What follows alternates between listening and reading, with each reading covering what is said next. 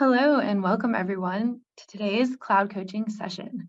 My name is Tara Van Cleve and I'm a marketing event manager for the developer initiative here at Oracle. Today we're excited to show you how to achieve pub/sub pattern in Oracle Integration Cloud by using OCI Streaming Service.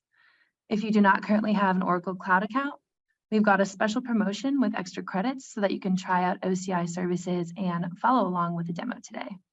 To access the promo, please sign up using the same email you registered with for the event. We'll also be recording the session, and the link to the recording will be sent to you via email in the next couple of days. If you have any questions during the webinar, we've set up a channel in our developer public Slack called Cloud Coaching North America that you can access at the QR code or at bit.ly/odevrel_Slack. Once you're in, you'll land in the general channel, and from there you can search for the webinar channel. We'll also be checking the Zoom chat and the Zoom Q&A areas throughout the webinar, and we'll open up for live Q&A after the demo. Today's webcast will be presented by Aditya Trivedi, Senior Cloud Engineer, and Allison Visconti, Program Manager for Virtual Code Innovate. Special thanks to Wilson Randall, Staff Cloud Engineer, who will be helping with Q&A. So without further ado, I will turn it over to Aditya. Hello, everyone. My name is Aditya. Today, we will be looking at OCI streaming service for how to use it with Oracle integration to achieve the pub/sub model. The agenda is pretty straightforward. I'll first give an overview of Oracle Integration Cloud. Then we will take a look at OCI streaming. Then I have a slide for the use case architecture. Then we'll jump into the demo. And then towards the end, we will tell you guys what the Code Innovate program is and how you can sign up. And then we have some time for Q&A.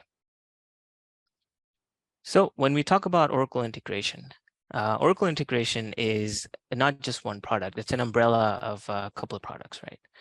The first being the real-time system integrations. So Oracle integration not only helps you connect to SaaS cloud products, but also on-prem products. As you can see, we have adapters not only for Oracle, but non-Oracle as well. And this is where you actually build the integrations, do your logic, and connect to different systems. The second piece within the Oracle Integration Cloud umbrella is the human process automation piece. This is where you can build approval workflows for your business. The good thing about having this product within the umbrella is that processes can call integrations, and then integrations can kick off processes seamlessly under the CM platform. And then the third piece, I would say, is the end user focused piece, and bundling together Visual Builder Cloud Service and Insights. Visual Builder Cloud Service is a no-code, low-code tool to build mobile apps and web apps. And you can quickly put together some UIs. You can call integrations. You can kick off approval flows, all under the same product. And that's why Oracle has bundled these products together. Integration Insight is an analytical piece to our integration suite. Here you can define milestones, which can be tied to your integrations.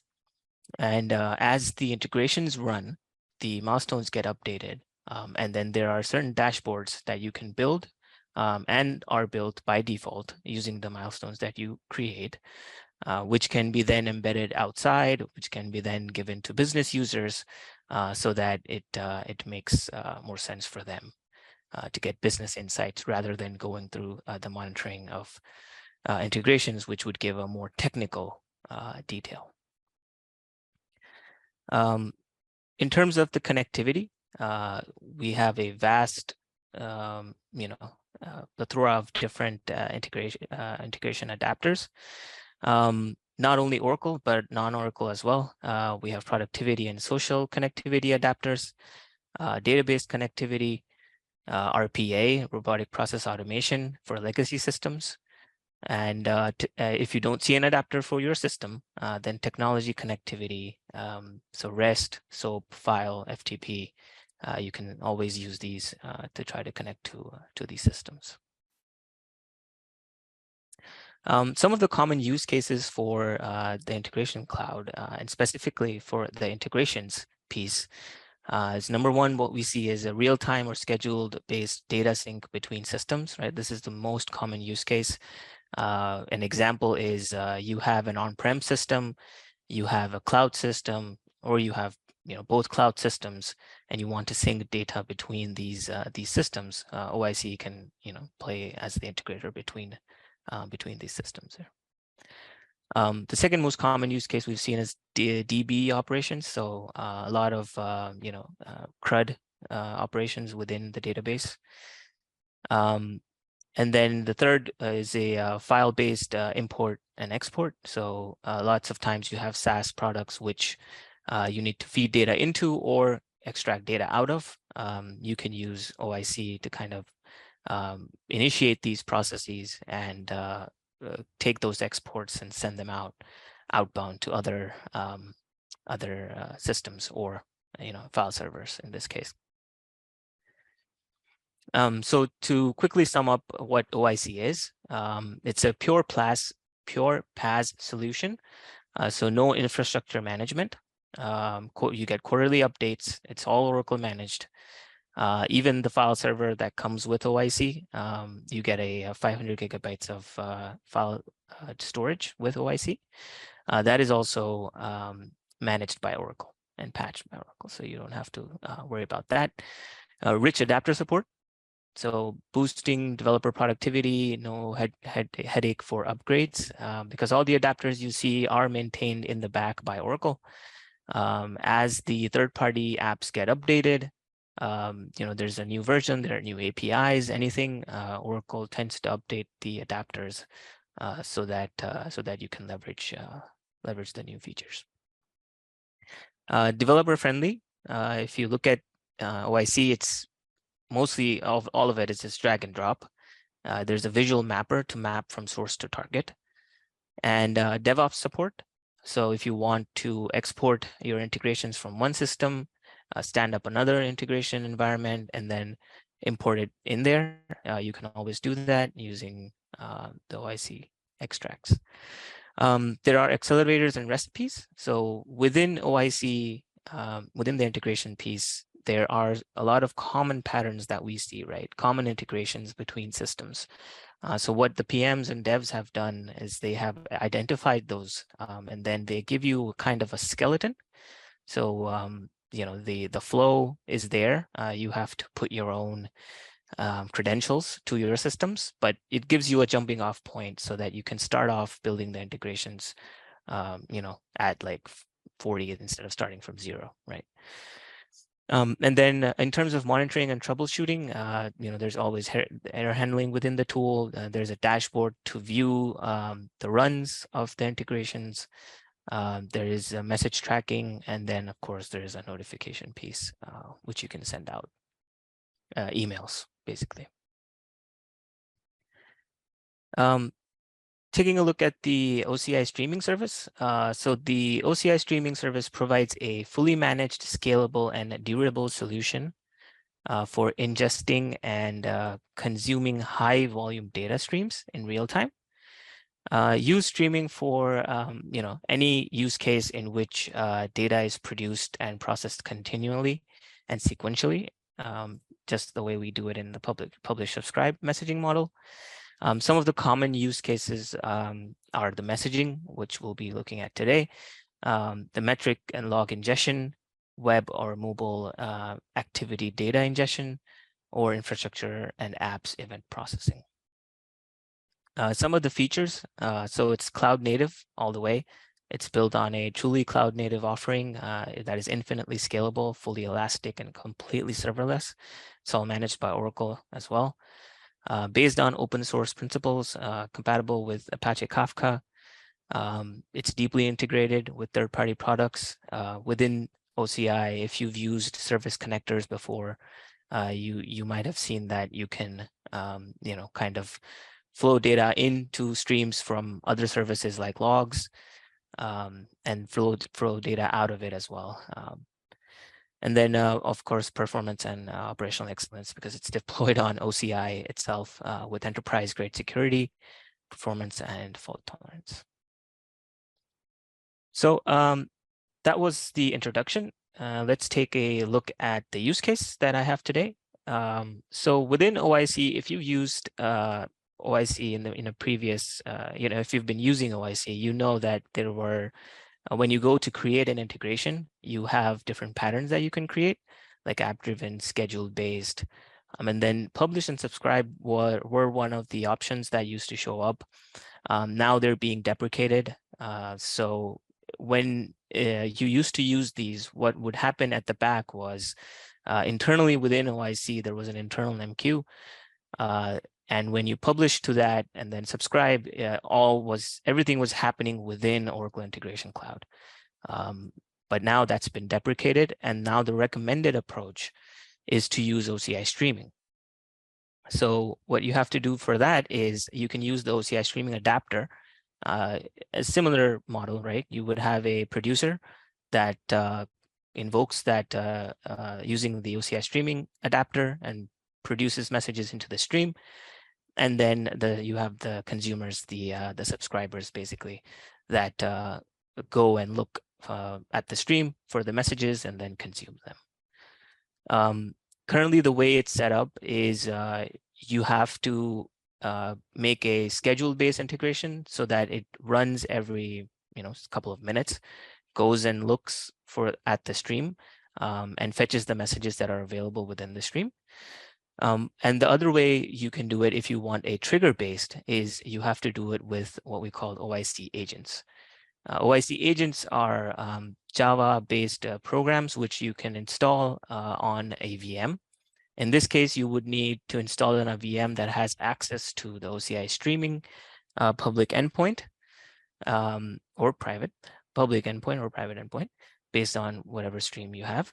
And the agent listens, so polls the stream for every interval. You can set that within the adapter, and using that, it then sends it to whoever is kind of subscribing or whoever is using that particular adapter within its integration.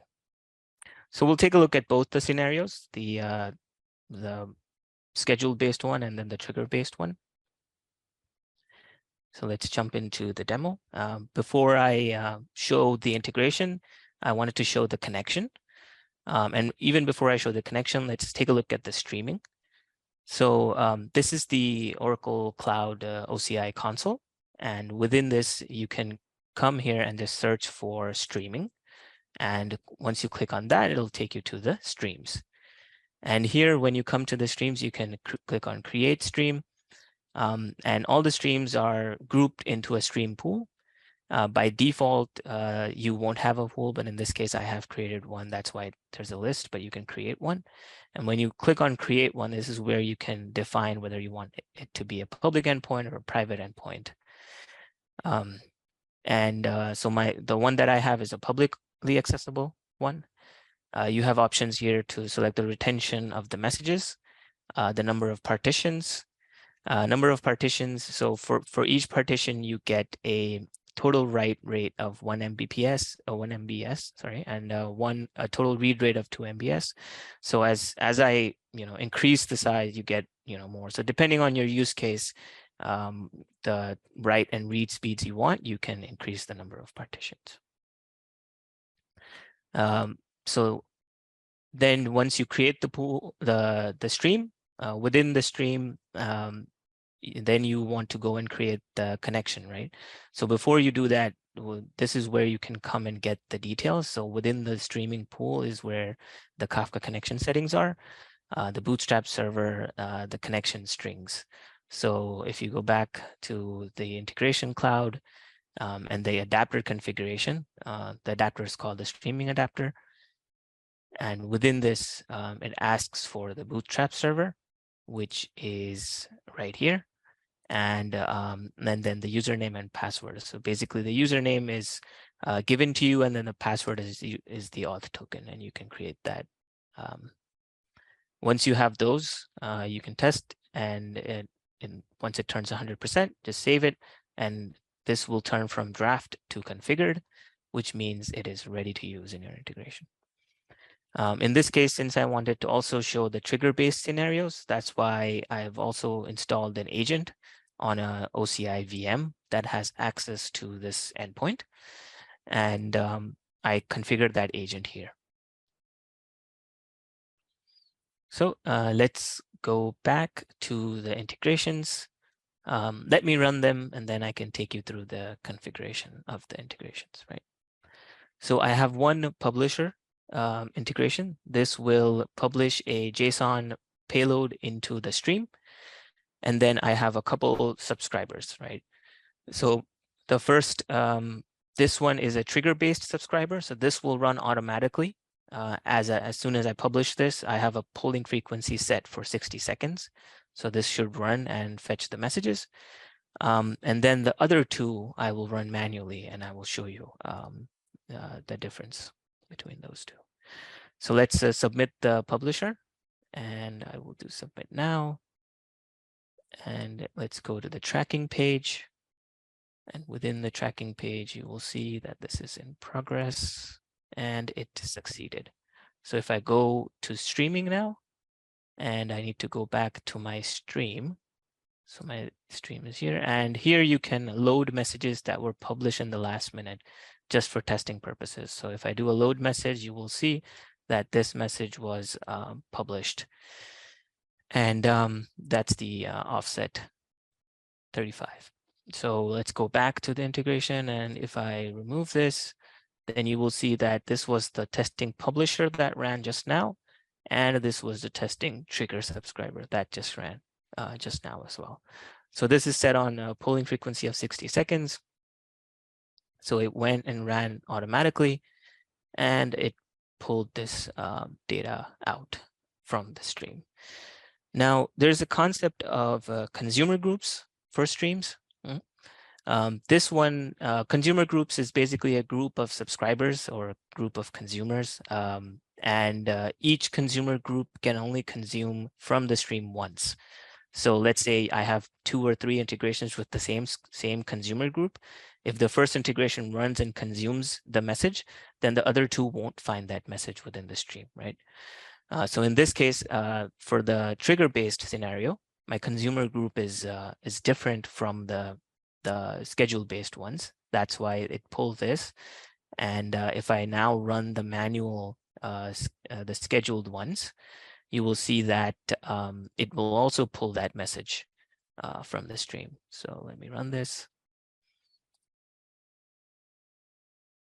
And come back, succeeded. Okay, I'm just gonna refresh the logs. Okay. And message received from subscribe, and you see that same offset 35.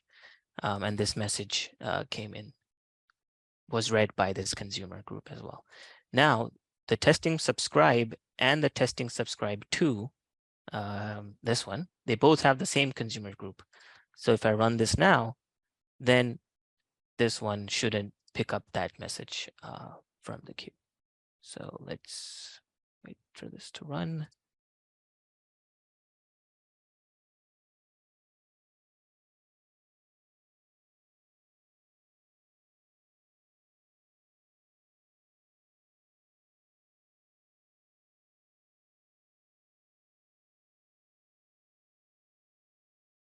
Usually takes a couple of seconds.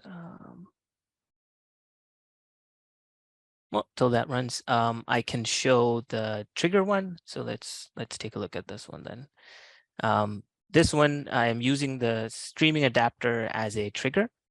And when you do that, a couple of different options come in. So when I use it as a trigger, it's directly just going to take me to the consume a message, as compared to when I use it as an invoke, like within the flow, then it's going to ask me if you want to consume a message or if you want to publish a message, right? In this case, it automatically knows that it's a consuming message because it's a trigger based. Once you do that, it gives you a list of all the streams that are available and the partitions. I selected my stream. I entered a consumer group. In this case, it's CG3, and I enter a polling frequency. And once you do all this, the next step is to specify the message structure. In this case, since I am not actually doing anything with the message, I didn't specify a message structure. But if you were sending this to, let's say, a target system, you would want to specify the structure so that OIC generates that, and then you can map that into your target system. So that's the trigger-based one. Look, this one succeeded. This was the testing subscriber 2, which has the same consumer group as testing subscribe. So if I go and look at the message received, then it won't read the message at the offset 35 because it's the same. Taking a look at the testing subscribe one, here I've used as an invoke. If you see the difference, trigger is the first node, and then invoke is anywhere after the first node within the flow. And then in the invoke is where this operation option comes in, and then you have 3 options. Since this is viewing only, this is just showing me what I selected, but this will give you 3 options. And then for the consume, if you select, then this is a little bit similar to the trigger screen, right? Where you select the stream, you select a partition, you give it a consumer group, and this one is CG1, and then you can specify to say, read the latest messages. And in this one, I specified a message structure. For message structure, you have a couple of different options. You can upload a sample XML, a sample JSON. In this case, I uploaded a sample JSON. And then it will generate that. So if I need to send this data anywhere else to another system, I can take use of this. Now I will hand it over to Allison to talk about the Code Innovate program. Awesome. Thank you so much, Aditya. Hi, everybody. As Aditya said, my name is Allison. I am part of the Code Innovate program here at Oracle with Aditya and Wilson. And I'm here to talk to you guys about a little more about our program today. Next slide, please.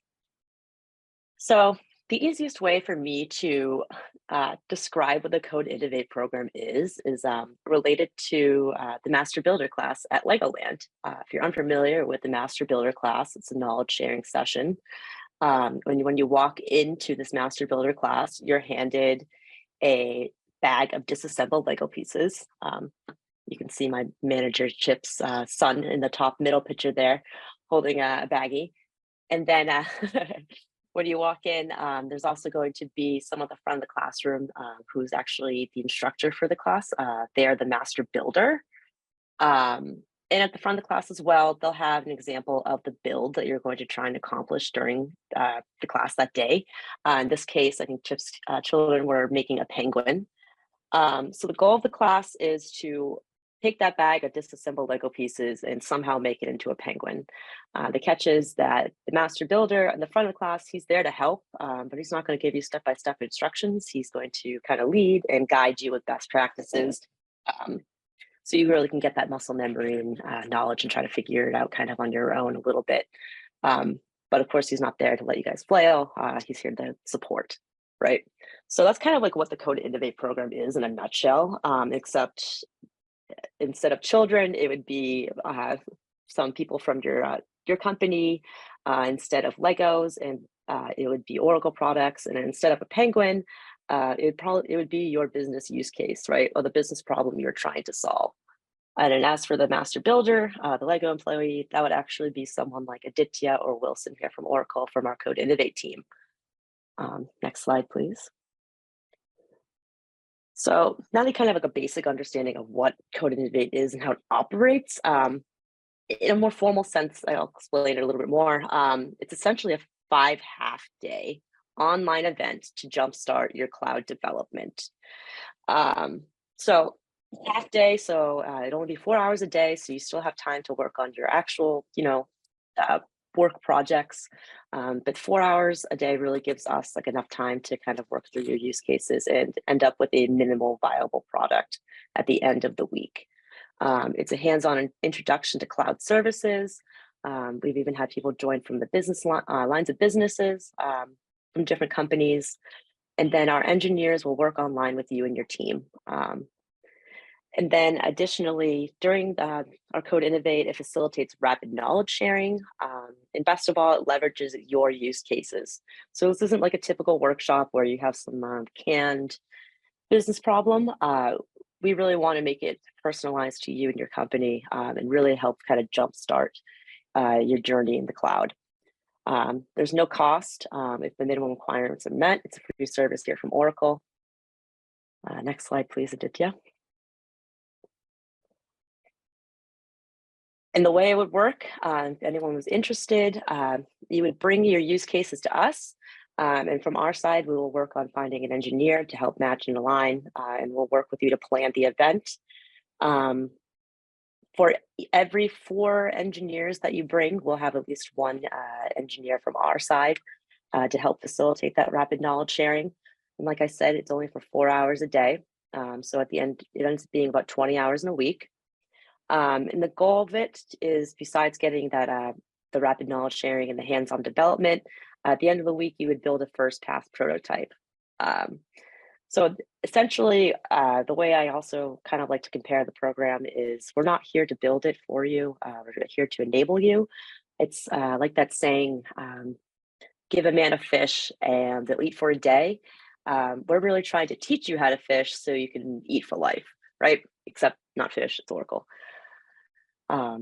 Next slide, please, Aditya. Thanks so much. So if you're interested in learning more about the Code Innovate program, or if you have any questions, please feel free to email us at the email that's on the screen here, or you can even enter your email in the Zoom chat and we can reach out to you. I'm happy to dive a little bit deeper, explain more about our process and program. But I look forward to hearing with you and working with you all. Thanks, everybody.